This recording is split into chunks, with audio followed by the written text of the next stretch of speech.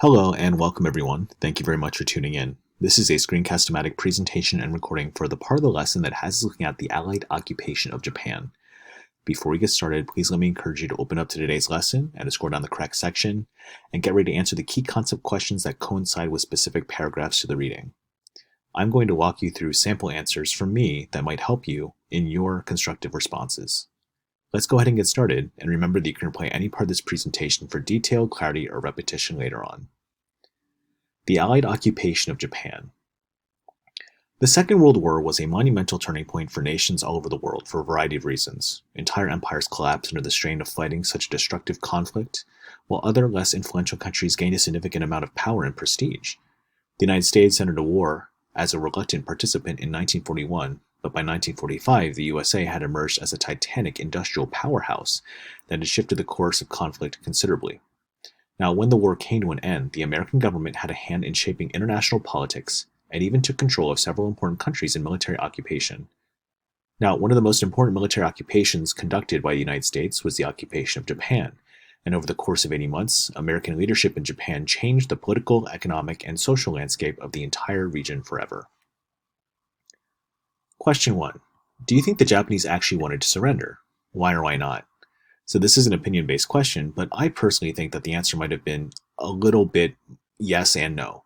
Yes, because I think the Japanese were becoming more aware of their chances of victory growing thin, but also no, because it's in their honor and in their culture, if you will, to never surrender, never give up. They've been conditioned to think and behave that way, especially since the Meiji years.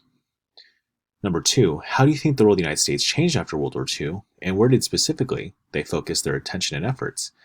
Well, they focused their attention in nation building not just in Japan, but in other places around the world. They took place in part in conferences that helped out, of course, Germany, and of course the Allied occupation of Germany for years after, in creating 4 different zones, and other places as well. Next paragraph. Plans for the occupation of Japan began in 1944 when it became clear that only complete and uncontested victory over the Japanese would convince them to give up their aggressive expansion campaign in the Pacific. After the Battle of Midway and the capture of Iwo Jima and Okinawa, it was only a matter of time before the Japanese war capabilities were eliminated, but American leaders knew that the Japanese needed strict guidance and regulation to prevent future generations from rising up to threaten world peace again. With that in mind, the U.S. government launched Operation Blacklist on August 14, 1945, with a comprehensive list of demands that the Japanese had to meet before the United States would agree to stop the war. With the threat of the Soviet Union from the land and the Americans from sea and air, the Japanese emperor had no choice but to agree to the terms of Operation Blacklist and submit his nation to foreign rule for the first time in its entire history. So number 3, do you think the Japanese or every Japanese citizen was happy that the US was there? Why or why not? Once again, an opinion-based answer, I would probably say yes and no. Yes, because of course the United States, I'm sure in the Japanese mind, looked like a strong, mighty, and centralized force that could help them, but also no, because they've been conditioned to hate us, and in their collective mindset, we are the enemy. Number 4, what was Operation Blacklist, and why did the Japanese agree to its conditions? So basically, this was a government plan that was meant to rebuild the Japanese government and military, whole culture, if you will, under the terms and stipulations of the United States. Next paragraph. The first step in reestablishing peace in Asia was to dismantle the Japanese military and to repatriate all of its soldiers that had spread out across the Pacific during the war. Now, under Article 9 of Operation Blacklist's Peace Clause, all Japanese soldiers were ordered to return to Japan and surrender their weapons. All territory and property that had been seized by the Japanese Army and Navy had to be returned to Korea, China, the Dutch East Indies, French Indochina immediately. In the absence of Japanese forces, American, British, French, Chinese, and Russian soldiers entered their former colonies to maintain an orderly transition of power. Now, while these nations rebuilt their own governments, the United States established a sizable presence in Japan itself and took control of every Japanese military base to prevent their use by any renegade army units. The result of this disarmament was the spread of new ideas throughout Asia, which, of course, perpetuated by the nations each who occupied the old Japanese colonies. Freedom and democracy spread to Japan and Korea, while communism and fascism spread to areas controlled by the Soviets and the Chinese. Do you think the US expected the Japanese to abolish their entire military? I think yes and no. Yes, because of course we wanted them to be relatively weak so they couldn't rival the United States or other superpowers again. But also no, because the military is such a key part of their government. If you remember from years prior, the military and the government essentially acted as one. Number 6, what was the first step taken by the United States in its occupation of Japan, and what was the result? So, of course, they wanted to reestablish two things. First off, limit the military and separate it from the government and place regulations on it.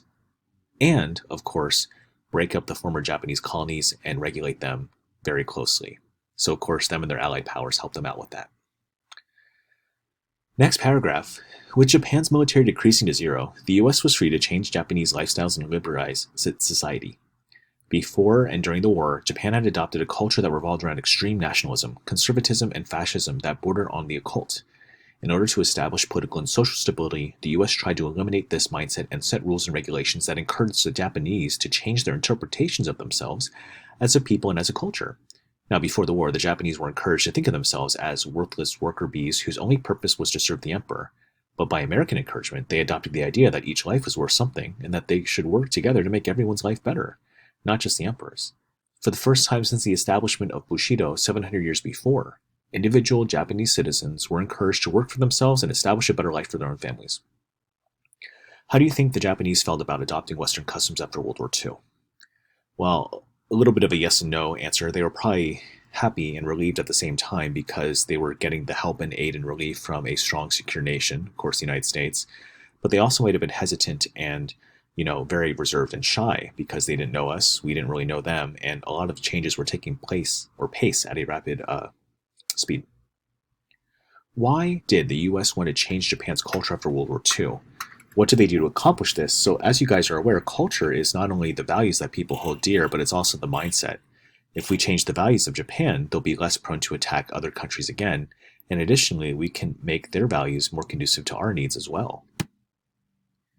Next paragraph. Once Japan's culture was steered clear of military fascism, the US worked with Japanese government officials to reform the old political system and introduce democracy for the first time. Under the leadership of Shangri Yoshida and MacArthur, Japan completely revamped the old Meiji Restoration's articles with a new constitution that held a Bill of Rights and a New Deal-like social safety net to help the war-torn population recover. The new constitution established a parliamentary democracy with a prime minister and a congress of representatives all elected by the people. The emperor was allowed to maintain his throne, but his actual political power, which has been severely restricted by Japanese custom over the centuries, was officially abolished in writing, and he became a figurehead like the Queen of England. The Japanese people were happy that the emperor had been spared a military trial, and the Americans were happy that the Japanese had to agree to get rid of their backward monarchical system. Why do you think MacArthur wanted to be photographed next to Hirohito? Well, I think that this photograph represents the differences and the showing of strength between the US being sort of the father to a young, developing, but yet crippled Japanese nation. A picture's worth 1,000 words here. This picture made it in the media like crazy, mostly because it proved the point of American dominance. How the United States changed Japanese government and what happened to the emperor. So the emperor, of course, became just a symbolic figurehead with no real executive power, but the Japanese government was created to have a constitution and a legislative body like the United States. Next paragraph. Before the war, Japan had a strict command economy designed around supporting the expansion of the empire, but with American help, they were able to design and implement an incredibly effective free market economy.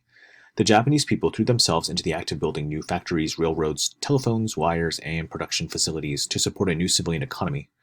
With $13 billion in seed money from the Marshall Plan, the Japanese were able to transform their country from a war-torn pile of rubble to an unstoppable economic powerhouse with lucrative trade network over 150 international partners. The Japanese government funded a complex national job training program that helped returning soldiers get jobs, and new tax brackets regulated the collection of government income to make taxation fairer. By 1955, the Japanese economy had been completely reformed and was second only behind the United States in expansion speed. So 11. What are these Japanese businessmen wearing that shows that they assimilated to the American corporate culture of the 1930s? Well, if you zoom in closely, you'll see that they're wearing, of course, suits, ties. Some of them are wearing hats, right? Additionally, they look well-dressed and well-kept. Their hairstyles all look the same. In many ways, this embodies American conformity for the time, too. Women look like they're dressed conservatively as well, of course, with coats. And, of course, I think they're holding the hands of their kids and loved ones. So, of course, this shows the essence and values of family. What did the U.S. do to help improve the Japanese economy after the war? So, basically, they enacted a different type of economy, a capitalistic economy, of course. They provided the aid and relief that they needed, And of course, they also opened up trading opportunities to the Japanese to their friends, which helped them. The last major demand that the United States enforced on the Japanese was the persecution of Japanese war criminals by international judges. The United States Marines captured several high-profile leaders of Japan's military and government before they could commit suicide, and they were put on trial for their wartime actions. The emperor and his family were never implicated in the trials, but several of his cabinet members were tried and convicted of war crimes. The trials culminated in the conviction and execution of Prime Minister Hideki Tojo for his role in planning the attack on Pearl Harbor. But after the trials, international tension between the Japanese and the United States cooled down, and friendlier relations developed over the years. Do you think the war criminals deserve the death penalty? Why or why not? Some people might say for number 13 that yes, because they tried to attack America, and if you're an enemy of the United States, you deserve to essentially die. Other people would say no, because maybe this is a new chapter for us to rewrite history, and we should have done so with more conciliatory approach and neutrality. What was the last demand that the United States had on Japan? So, of course, it was bringing some of these war criminals to trial and holding them accountable for their actions and making an example of them, if you will. Okay, let's go on to the last section here. Now, additional changes to Japan's government and business structures were added as time went by, and the island nation began to develop a unique culture that was a mix of Asian and American customs. The old educational system that ended with every student in the military was replaced by a 12-year standardized schooling system based on the American model.